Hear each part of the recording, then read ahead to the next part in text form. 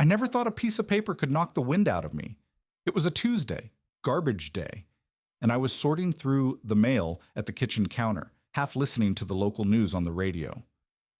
The usual stuff: bills, grocery flyers, some political junk I'd toss without opening. Then I saw it. A cream-colored envelope, thick, the kind people only use for weddings or funerals. My name, Michael Carter, printed neat and formal above our address. Our address. Mine and Linda's. The house we've lived in for 23 years. I turned it over, and there it was. Mr. and Mrs. Daniel and Emily Hartwell request the pleasure of your company. Emily. My Linda's oldest friend from college, the one who always gave me that tight-lipped smile at parties like she was waiting for me to slip up. I exhaled slow.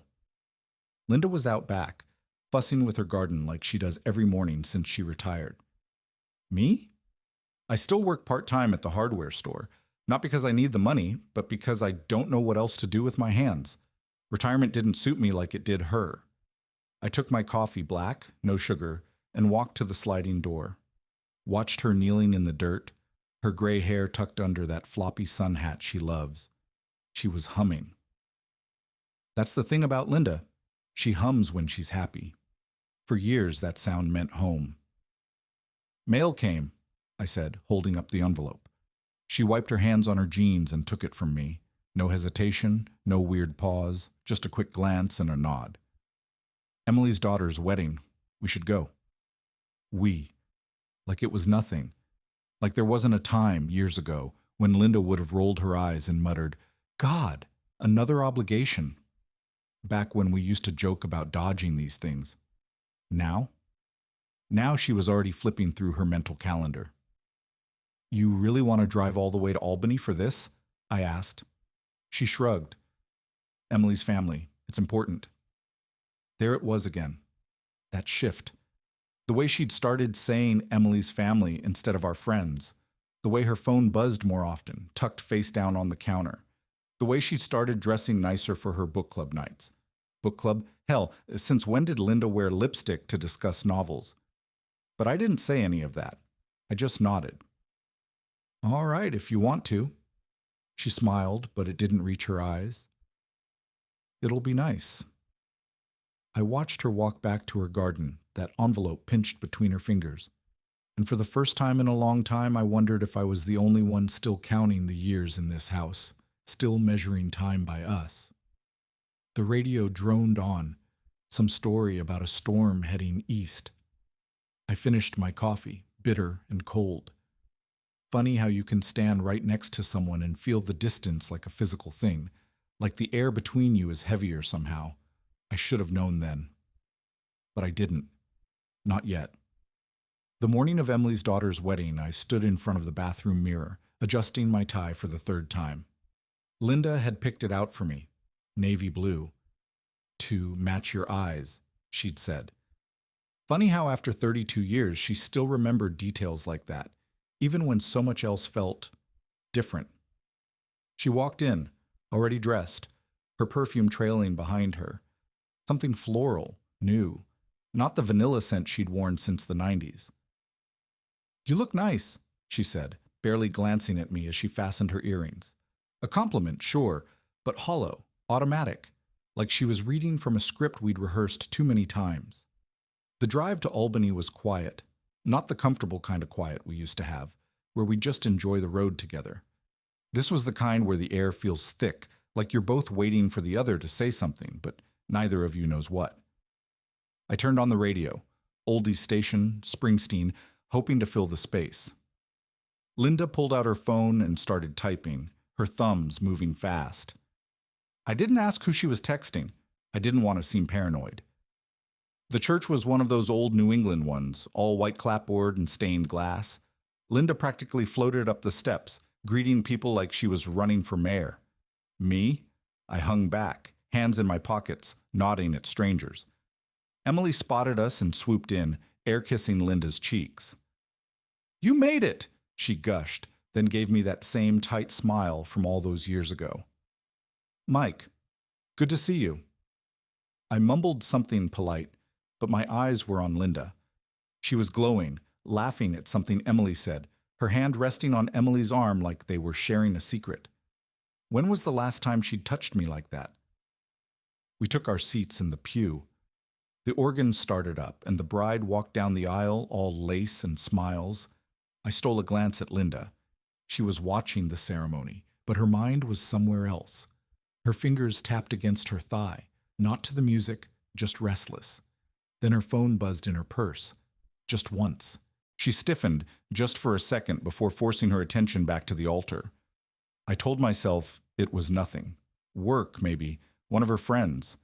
But then why did she angle her body away from me when she checked it under the program? Why did she type so fast, then shut it off like she'd been caught? At the reception, she drank 2 glasses of champagne too quickly, her laughter a little too loud. She danced with Emily's husband, with the groom's uncle, with anyone who asked, but when I reached for her hand, she hesitated, just a beat too long. "I'm tired," she said, pulling away. "My feet hurt." We left early. In the car, she stared out the window, her reflection ghostly in the dark glass. I wanted to ask if she was okay. I wanted to ask who'd texted her, but the words stuck in my throat, because the truth was, I was afraid of the answer, and maybe more than that, I was afraid I already knew. I found myself staring at the ceiling at 3:17 a.m., the digital clock casting a faint blue glow across our bedroom. Linda slept soundly beside me, her breathing steady, one arm curled under her pillow like she always used to sleep when we were first married. Only now there was a foot of empty space between us, a no man's land of flannel sheets and unasked questions. The next morning, I made coffee the way I always did. 2 scoops of grounds, tap the filter, start the drip. Linda used to tease me about my coffee ritual, saying I treated it like a NASA launch sequence. But today, when she walked into the kitchen, she didn't say a word. Just grabbed her mug from the cabinet, the chipped one with the sunflower she'd painted at that ceramics class last year, and took it black, no cream, even though she'd taken cream in her coffee for 30 damn years. "You going to book club tonight?" I asked, stirring my own coffee longer than necessary. She didn't look up from her phone. "Mm-hmm. Still at Carol's?" A pause. "No, we switched to the wine bar downtown." That was new.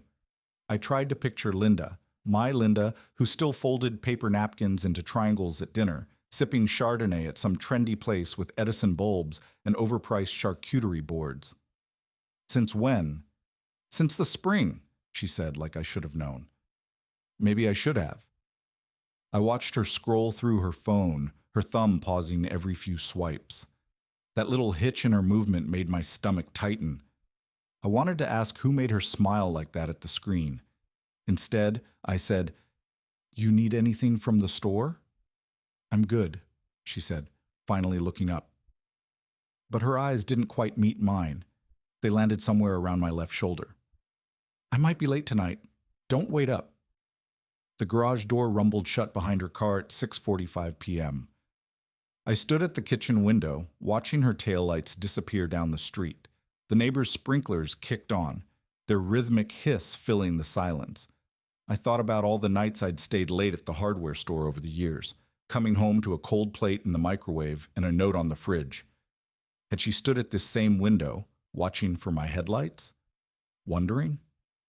I opened my laptop and stared at the blank screen for a full minute before typing, "Signs your wife is..." The search bar autofilled "unhappy" before I could finish. I slammed the lid shut. What the hell was I doing? This wasn't me. We weren't those people. But then I noticed it. The framed photo on the bookshelf. The one from our 25th anniversary trip to Sedona. Dusty. Like no one had touched it in months. I picked it up, wiping my thumb across the glass. We looked happy. Were we? Or had we just gotten really good at pretending? The microwave clock read 10:37 when I heard her key in the door. She smelled like wine and something else, a cologne that wasn't mine. "How was book club?" I asked from the couch, keeping my voice light. "Fine," she said, kicking off her heels.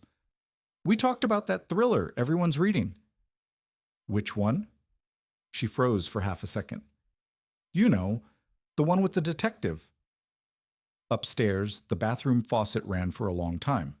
I sat in the dark, listening to the pipes groan, wondering when exactly we'd started lying to each other. Not the big lies, not yet, but the small ones. The kind that leave room for bigger things to grow in the spaces between words. The kind that make you realize you don't know the person sleeping next to you at all. It was Thursday night, trash night, when I finally cracked. I'd been sitting at the kitchen table with a glass of cheap bourbon, listening to the garbage truck groan its way down the street, when Linda walked in wearing that perfume again. The new one. The one that smelled like some damn department store and not like her. "You're home late," I said, swirling the whiskey in my glass. The ice had melted, watering it down, but I didn't care. She set her purse on the counter, the one I didn't recognize. Big enough for a change of clothes, not that I was keeping track. Book club ran long. Must have been some thriller. She paused, her back to me, shoulders tense under that silky blouse she never would have worn a year ago. What's that supposed to mean? I took a slow sip, letting the burn settle in my chest before answering. Nothing, just making conversation. She turned then, arms crossed, eyes sharp. "You've been different lately." That almost made me laugh. I'd been different? I was the one still here, still putting the trash out every Thursday, still buying the same damn coffee creamer she didn't even use anymore. But I didn't say that. Instead, I shrugged. Just noticing things. What things? The question hung between us, heavy. I could have listed them. The way she'd started locking her phone screen when I walked in the room, the errands that took 3 hours on Saturdays, the way she'd stopped asking about my day, but saying it out loud would make it real. So I just shook my head. Forget it. She exhaled, long and slow, like she was relieved. Then she reached into the cabinet for a glass and poured herself a drink. Straight vodka, no ice. Since when did Linda drink vodka? We sat there in silence, the only sound the hum of the refrigerator and the distant rattle of the garbage truck. I wanted to ask where she'd really been. I wanted to tell her I missed the way she used to laugh at my stupid jokes, the way she'd rest her hand on my knee when we drove somewhere. But the words stuck in my throat, trapped behind 30 years of don't make a scene, and maybe it's just me. Finally, she set her glass down, empty. "I'm tired. Going to bed." I nodded, watching her walk away, her footsteps too light on the stairs like she was already halfway out the door. The bourbon was gone, but the taste of it, bitter, stale, lingered. Or maybe that was just the aftertaste of all the things we weren't saying. I thought about following her upstairs. I thought about demanding answers. But then I heard the soft click of our bedroom door closing, and I knew some doors, once shut, don't open easy again. So I poured another drink instead, and waited for the truth to come find me.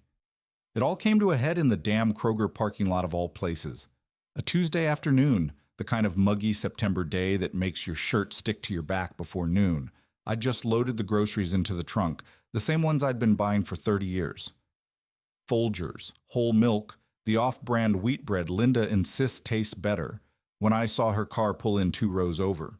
Her little silver Honda, the one she'd bought last spring without asking my opinion. I lifted a hand to wave, but then I saw him. Some gray-haired guy in a polo shirt leaning into her driver's side window, laughing at something she'd said. The way his hand rested on her door. Too familiar. Too comfortable. I stood there like an idiot, a gallon of milk sweating in my grip. Maybe it was nothing. Maybe it was just some guy from her book club asking about next month's meeting. But then why did my gut twist like I'd swallowed broken glass?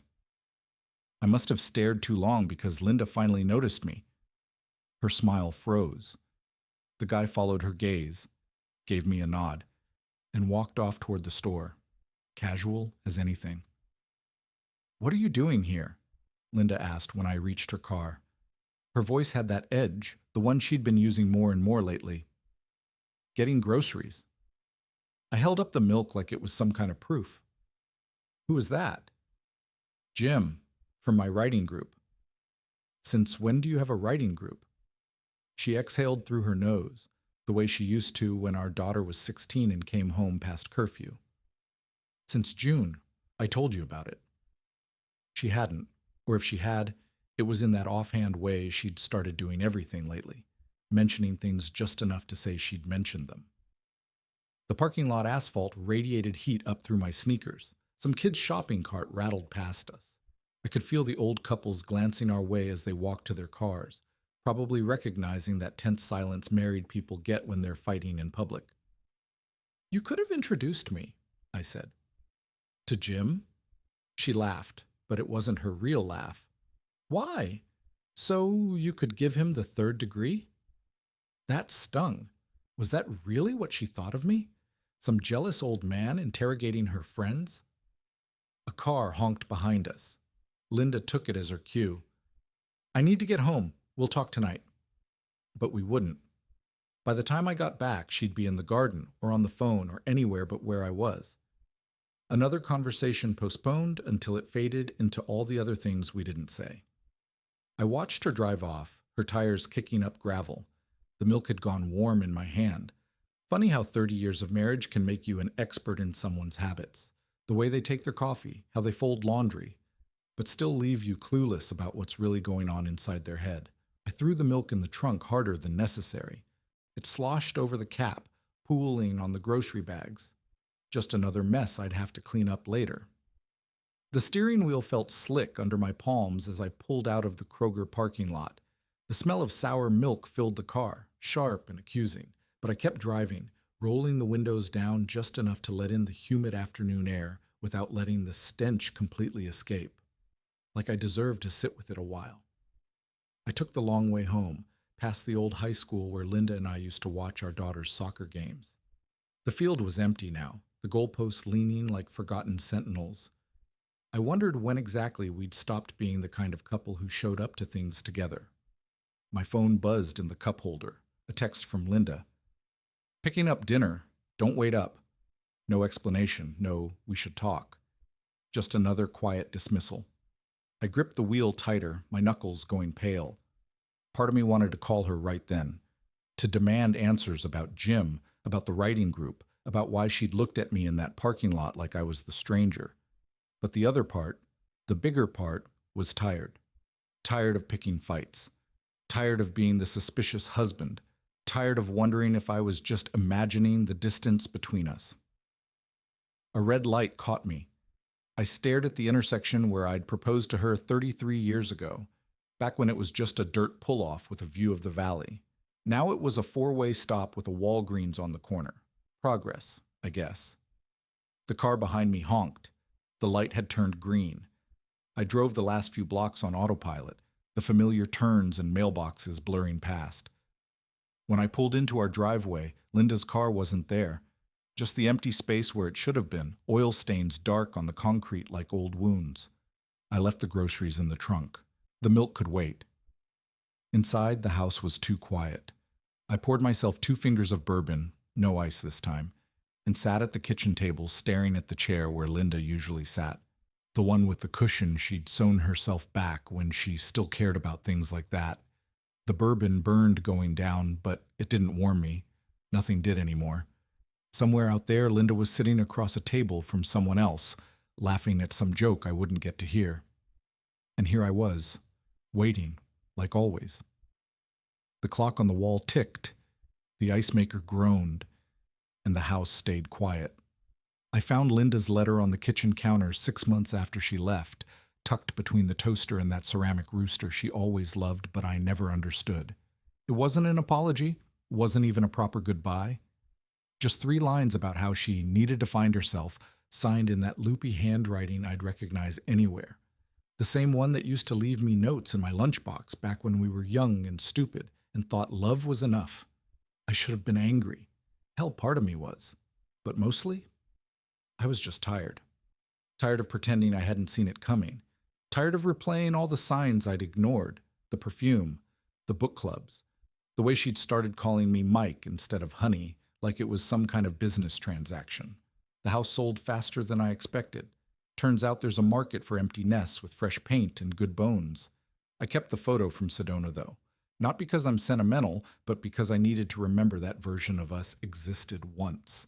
That it wasn't all just whatever the hell that last year was. My daughter, bless her, Tried to set me up with her yoga instructor last spring. She's your age, Dad. Really spiritual. I laughed so hard I snorted coffee. Me? Dating? At 58? The truth is, I don't miss romance. I miss companionship. The quiet kind.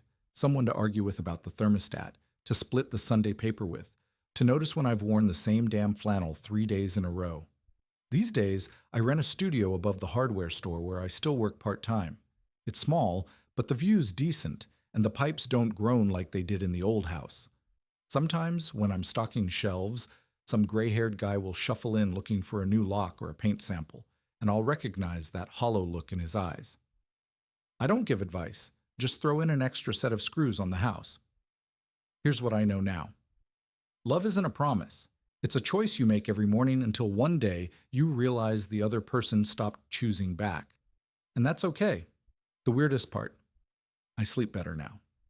No more lying awake wondering when the other shoe will drop. No more deciphering silences. Just the hum of the neon sign outside my window, the occasional siren in the distance. Life goes on, even when you think it won't.